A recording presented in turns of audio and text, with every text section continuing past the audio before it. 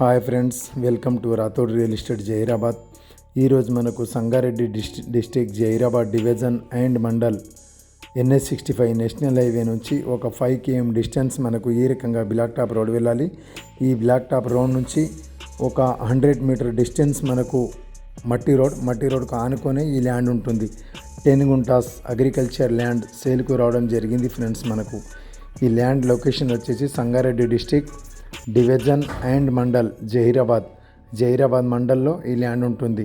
10 guntas land, 14 lakhs lump sum rate, clear title, square bit ఈ రకంగా ఉంటుంది. అర్జెంట్ సేల్కు ఉంది ల్యాండ్. ఇది 10 గుంటల వ్యవసాయ భూమి, 14 లక్షలు మాత్రమే.